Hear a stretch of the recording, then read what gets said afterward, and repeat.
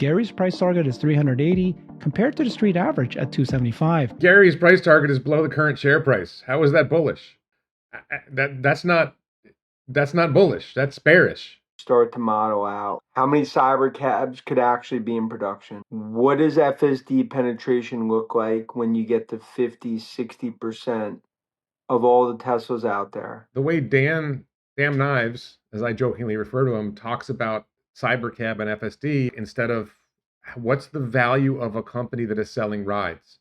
These guys are still stuck on selling cars. And Tesla's not going to be in the car selling business. Tesla is going to be in the AI and robotics business, and their four-wheeled robots are going to sell rides. They may sell some cars, but that's not the business story that bulls understand. Basically, what these guys do when they say, well, we're not factoring in Optimus is we're placing zero valuation on something that might be the most valuable thing created in the history of the world. Everything that I see, everything that Jeff sees when Jeff talks about it, the valuation that goes with Optimus is so high that if you give it a 10% probability, it's still incredibly huge. I build up my model. I use volumes, pricing, margins. Zero value for selling rides. Zero value for Optimus. It's volume and margin. He's still on the selling. They're selling objects to customers, and they're getting margin on their objects. And he has no sense of what the value could be of selling rides. He has no sense of what the value could be of selling Optimus, what its real value is, what the value is to the customer, and then what that translates to, and what the customer will pay for it, and what method would you sell it by? Would you sell the robots directly? Would you sell robot services over time? There's a lot of ways that that's going to play out, and he's apparently put zero thought into that in his valuation. I don't add anything for Robotaxi, and I don't add anything for Optimus. I don't add anything for Robotaxi. I don't add anything for Optimus. This is equivalent to saying, look, the company's telling us this is what they're going to do, and I've assigned zero probability to them achieving this thing that they've told us they're going to do. You've got Elon Musk, who repeatedly does things that people say can't be done. Now you have something that doesn't look like it's that far off, looks pretty likely he's going to do it. And by saying zero probability, you're betting against Elon. You're saying that Elon and the team, the Tesla team, will not get done something that people who are watching closely are saying, they're almost there. This is coming soon. There's some probability they're going to get there before 2030, and Gary assigns it a zero probability. That is not competent analysis when you're trying to analyze the future. When you're trying to analyze the future, the company is telling you this is what we're going to do. And you say, no, they're not going to do that. Don't call that bullish. You can't be a bull on Tesla if you say they're not going to do what they say they're going to do. That's bearish. And it's frankly blind. Barry Glack. Okay, Uber's got 7 billion rides per year, and Lyft has 1 billion rides per year. That's 8 billion rides. And I put $10 a ride, assume Tesla took 25% of it. And then I say, okay, let's suppose Tesla could take 20% market share, which is a lot because these guys are entrenched with their apps. Uber and Lyft and regular taxis and Waymo are all high-cost structure operations. Robotaxi is going to be a much lower cost structure operation because you don't have to pay the human.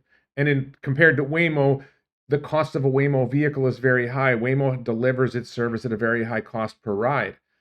But Tesla's got these robotaxis coming. You're going to be able to sell rides profitably as low as 50 cents a mile. But if they bring the price of a ride down to $2 a mile, they undercut everyone else.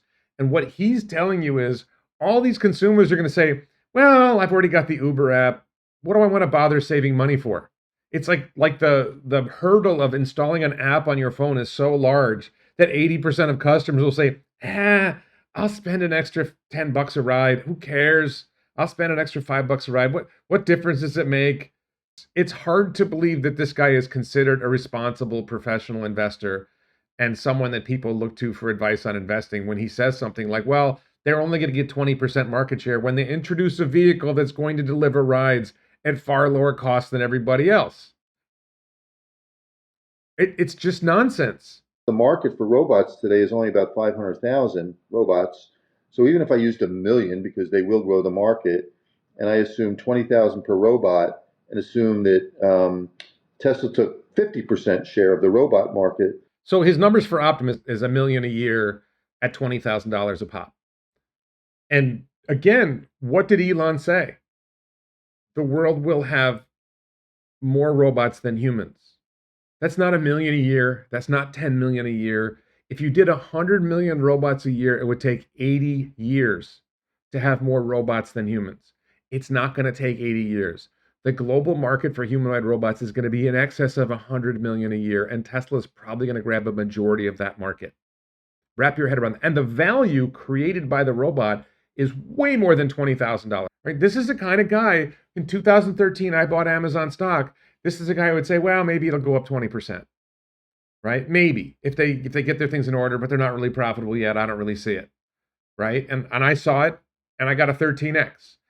If you don't try to see the future, you won't see the future. We can be wrong.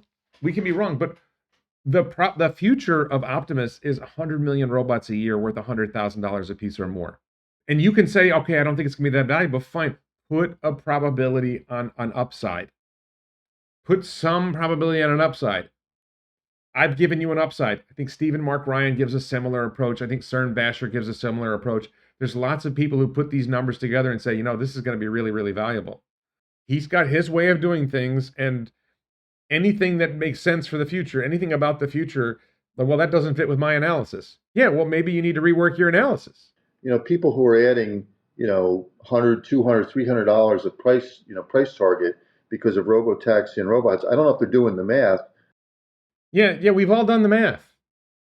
And we're not coming up with $100, $200, $300 in increased valuation. We're coming up with $2,000, $3,000, $5,000 increased valuation per share. Okay, Warren's a nobody. Warren's a lunatic. Fine. He doesn't listen to Warren. He doesn't listen to Stephen Mark Ryan. He doesn't listen to Cern Basher. He doesn't listen to Dave Lee. Who is he getting these $100, $200, $300 price targets? Maybe ARK Invest. I think ARK Invest is much higher too. Where is he even? And don't do the math.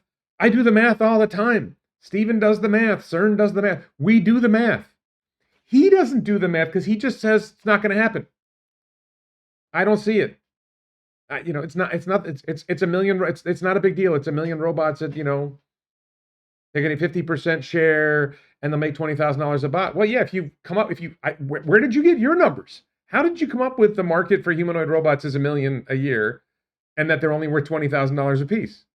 What was your theory for evaluation? Because the market doesn't exist yet. How did you determine that's the valuation?